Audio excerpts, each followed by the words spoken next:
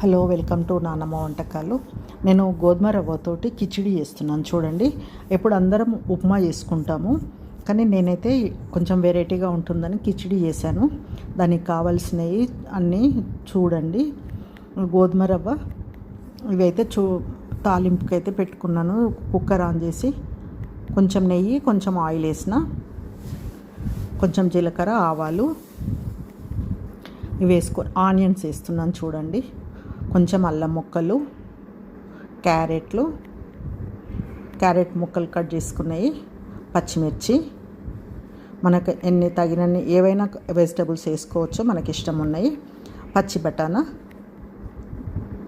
కరివేపాకు, ఇవన్నీ కొంచెం మంచిగా వేగనివ్వాలి. టమాటా ముక్కలు, ఒక టమాటా కట్ చేసుకున్నాను.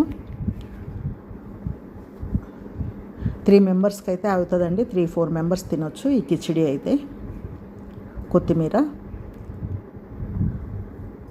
ఇవన్నీ మంచిగా వేయించుకోవాలి.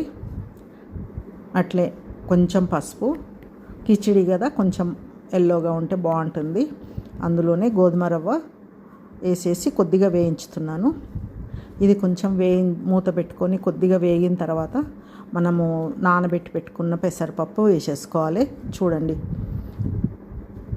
నేను 1 కప్పుకు 1/2 కప్పు తీసుకున్నానండి. పప్పు కొంచెం అయితే ఎక్కువే తీసుకున్నాను. 1/2 కప్పు, మామూలుగా అయితే 1/4 కప్పు కొంచెం ఎక్కువ అట్లా తీసుకుంటారు. నేనైతే 1/2 కప్పు తీసుకున్నాను. ఇప్పుడు 1 కప్పుకు 3 కప్పుల నీళ్లు పోసేసుకోవాలి. కొంచెం ధనియా పౌడర్ కూడా వేసిన చూడండి.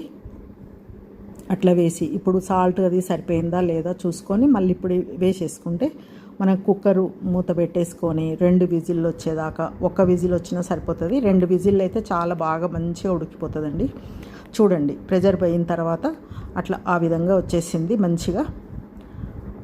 నేనైతే ఇట్లా సర్వ్ చేసుకుంటున్నాను చూడండి బౌల్లోకి. అట్లా చేసుకొని దానికి పైన నిమ్మకాయ అట్లా పెట్టేసుకోవాలి. నేను కీరా కట్ చేసుకున్నాను, మ్యాంగో చట్నీ పెట్టుకున్నాను సైడ్కి. నిమ్మకాయ పిండుకొని తింటే చాలా సూపర్ టేస్ట్ ఉందండి. ఇది మామూలు రవ్వ కంటే ఇట్లా చేసుకుంటే చాలా బాగుంది. ఉప్మా కంటే ఇట్లా చేసుకున్నప్పుడప్పుడు వెరైటీగా ఉంటుంది.